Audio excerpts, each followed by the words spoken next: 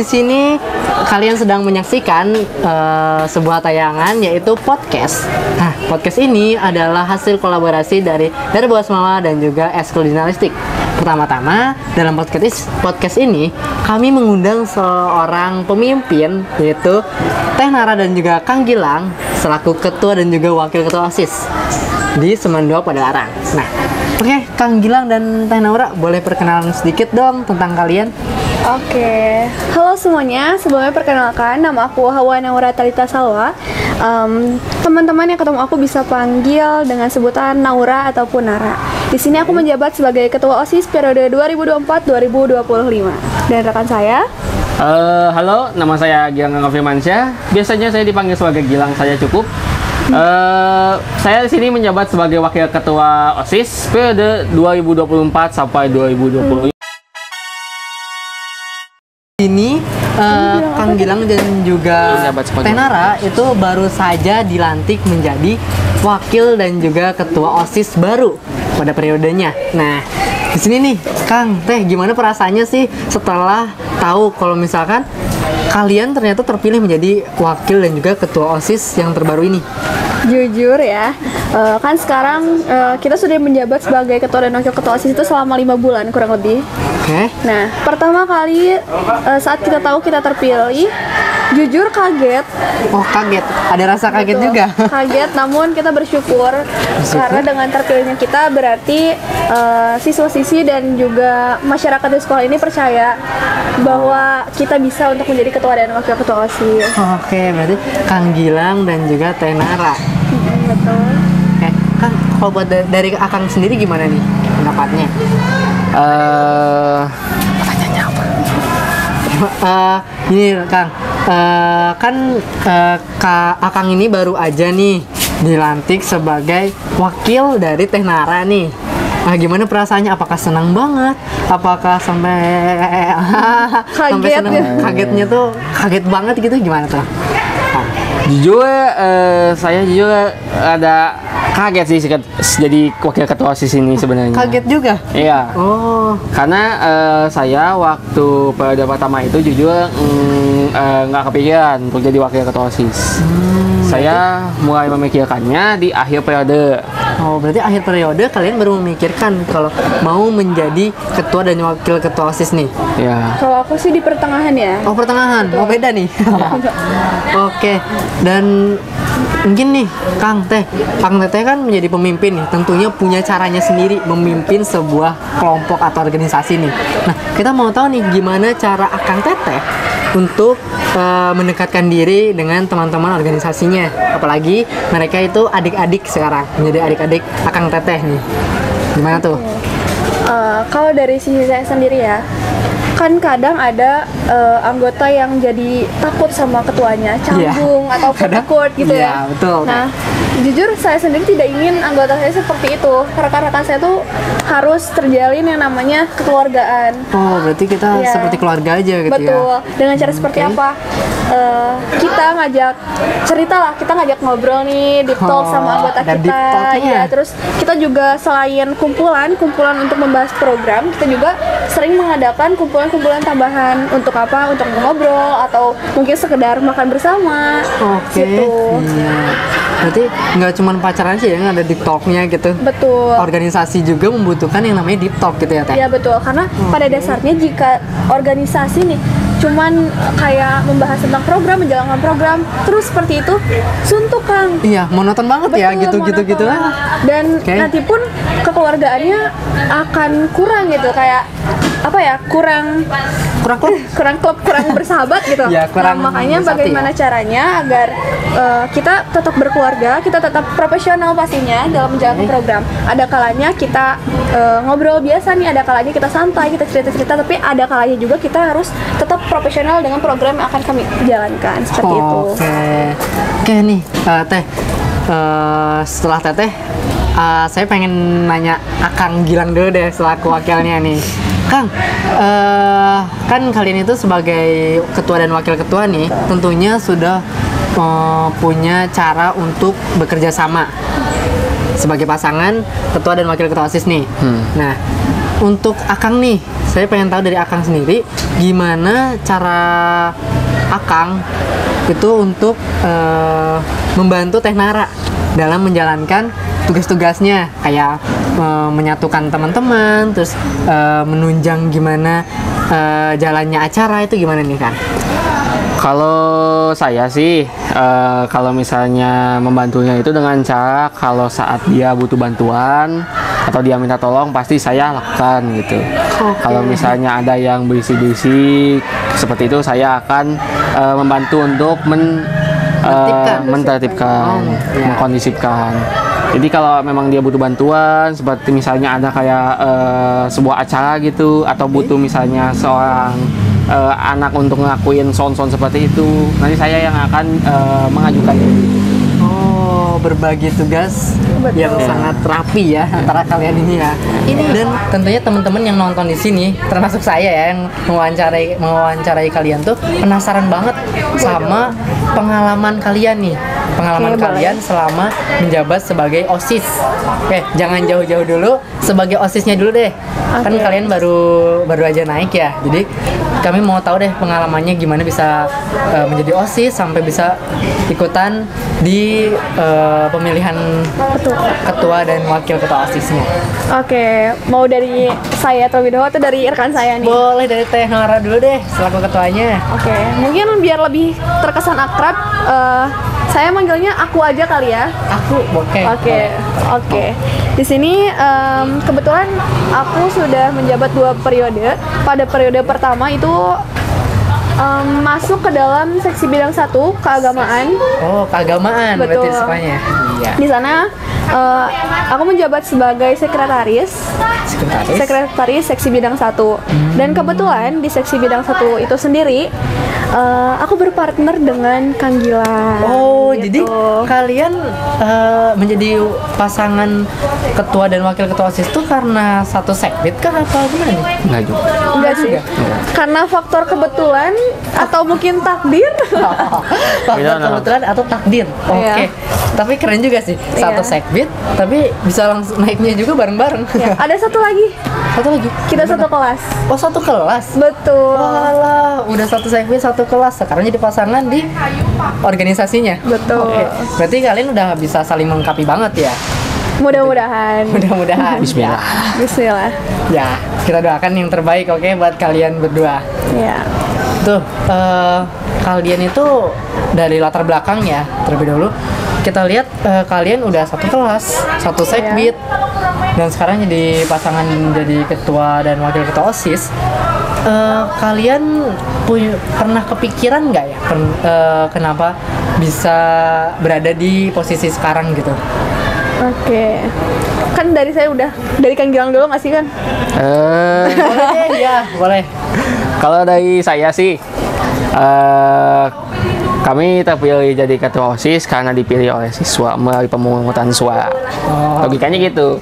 Terus kami, kalau alasan kami kenapa jadi wakil ketua OSIS dan ketua OSIS, kalau saya nggak tahu dia kenapa, tapi kalau dari saya mah karena emang untuk mencari lebih banyak pengalaman dan juga ingin meningkatkan juga setidaknya meninggalkan nama gitu di sekolah ini.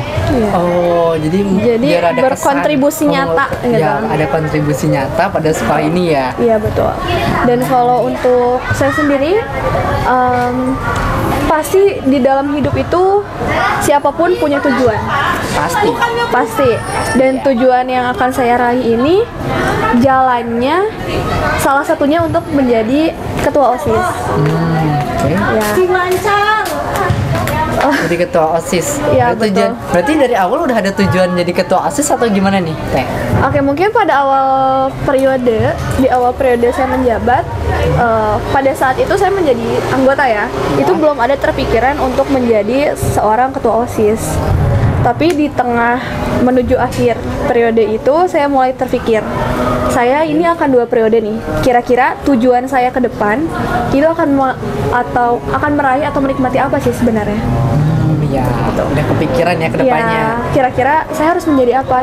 Kalau misalkan, tapi setelah melalui beberapa pertimbangan ya pastinya, saya berpikir kalau saya menjadi sekretaris, saya akan seperti ini. Jika saya menjadi bendahara, saya akan menjadi seperti ini. Dan jika saya menjadi ketua OSIS, saya akan seperti ini. Gitu. Dan ternyata Teteh milih untuk menjadi ketua OSIS itu. Betul. Oh. Untuk Kang Gilang gimana nih? Kita penasaran juga deh. Apakah udah kepikiran gitu kalau misalkan bakal jadi wakil ketua OSIS dan barengan sama Teh Nara malahan gitu? Kalau dari saya sih dari awal tuh nggak ada pikiran untuk jadi wakil ketua OSIS sih. Saya itu kepikirannya waktu di akhir. Jadi iya, jadi saya pas mau naik ke periode kedua, saya emang pengen tuh lanjutin periode. Karena ya seru gitu di OSIS gitu. Kalau misalnya nggak ada sangga di OSIS, entah kenapa mau kayak kosong gitu hidup. Wow, jadi saya emang pengen banget ya kosong nih. Iya. Karena kita menjadikan OSIS itu sebagai keluarga. Darba itu keluarga. Ya. Oke. Jadi ya saya pengen lanjut di periode, cuman saya bingung jadi apa gitu. Nah kebetulan Nawa ini pengen jadi ketua OSIS. Jadi ya saya udah saya bantu aja dia gitu, jadi sebagai wakil ketua OSIS gitu. Ya jujur karena sebenarnya pada saat saya mengajukan diri untuk menjadi ketua OSIS, saya bingung nih kira-kira wakil seperti apa, kriteria wakil seperti apa yang akan saya jadikan sebagai partner. Dan qadarullah ya, alhamdulillahnya Kang Gilang ini cocok lah. Oh, untungnya Seperti cocok itu. ya. Betul. Untungnya cocok dan kalian juga bisa bekerja sama dengan baik tentunya. Nah, kita juga penasaran nih, karena udah cocok-cocokan nih ya. Kita penasaran apakah Akang dan Teteh ini bagaimana cara mengelola waktunya, terus bagaimana cara mengakrabkan dengan adik-adiknya nih. Kan tentunya kali ini masih baru ya, awalnya masih sama kakak-kakak dan sekarang menjadi kakaknya. Oke. Gimana tuh? Ceritain dong. Oke, mungkin dari skala waktu dulu ya. Kita kan bagaimana caranya kita membagi waktu. Kita berdua ini dari latar belakang yang dua-duanya suka berorganisasi atau suka berinteraksi sosial. Jadi nggak cuman OSIS, kita mengikuti eskul. Oh, aktif ya berarti kalian selama di sekolah Semoga ya, semoga aktif. Cuman kalau dari segi saya sendiri, saya mengikuti bukan hanya satu organisasi, dan dari situlah saya belajar untuk memanage waktu saya. Kapan saya harus menjadi ketua OSIS, kapan saya harus menjadi teman untuk anggota saya, kapan saya harus berinteraksi dengan rekan-rekan saya di organisasi lain. Itu menjadi beberapa pertimbangan bagi saya. Dan dari situ saya mulai belajar, saya sepertinya harus sudah memulai mengatur waktu saya sebaik mungkin gitu. Nah, dari situlah saya bisa melatih diri saya bagaimana cara saya untuk bisa berkomunikasi dengan adik-adik saya seperti itu. Jadi sejujurnya pada saat periode sebelumnya nih di angkatan 17 ya. Karena kan sekarang Darba 18. Nah, sebelumnya di angkatan sebelumnya kita nggak ada kepikiran untuk jadi partner sebenarnya, Kang. Emang nggak ada kepikiran? Padahal Bener. satu segmen loh. Betul, kita nggak ada kepikiran untuk menjadi partner. Tapi di akhir jabatan tuh, sebelum kita akhirnya memutuskan untuk daftar bersama, di situ kita baru ada perbincangan seperti itu. Oke. Untuk Kang Gilang sendiri sama atau beda nih? Biasanya kalau laki-laki beda. Kalau saya sih lebih simpel sih. Kalau awal-awalnya sih saya ikut OSIS cuman karena emang mencari pengalaman ya di seksi bidang 1 itu. Nah, saya nggak ada kepikiran jujur mau jadi wakil ketua OSIS atau jadi apanya. Cuman di akhir-akhir periode saya mulai mikir kalau jadi periode kedua saya jadi apa gitu. Oh, berarti kan? udah kepikiran ya. Iya. Kalau misalkan jadi biasa-biasa aja kayaknya nggak asik gitu. Iya.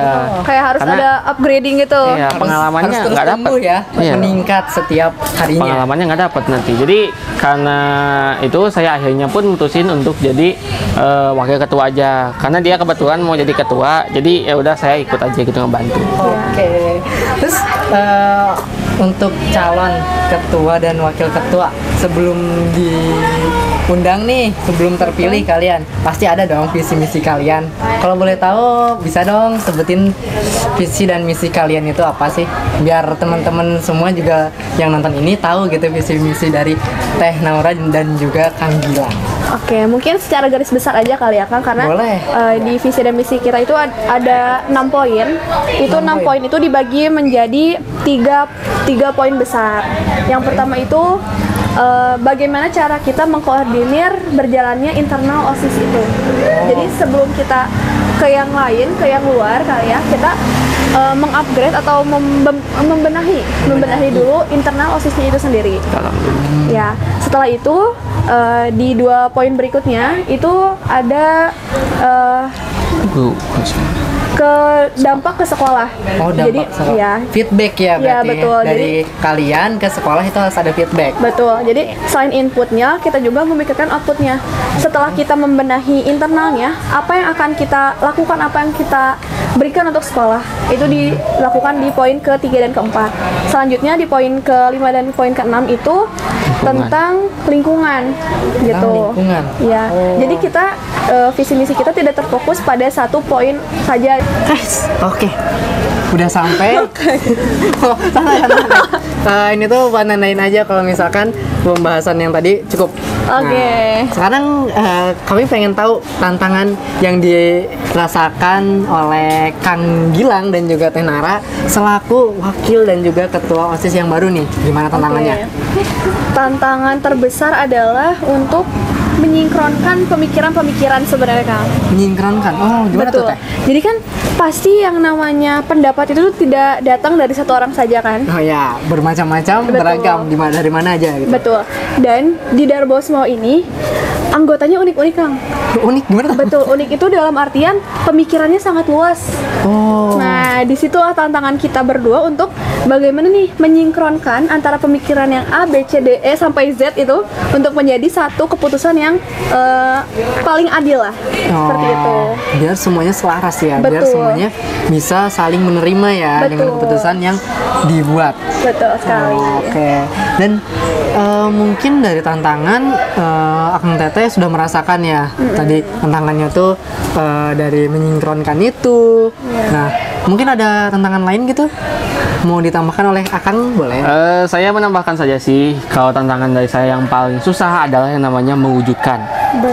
Karena rencana banyak, kita dapat merencanakan banyak, diskusi bisa berkali-kali, rapat juga bisa berkali-kali, tapi gerak untuk mewujudkan rencana tersebut itu yang susah. Oh, itu yang susahnya. Ya, karena banyak orang itu menganggap kalau misalnya kita tuh harus menunggu waktu yang terbaik untuk memulai. Padahal waktu saat kita memulai itulah waktu terbaik.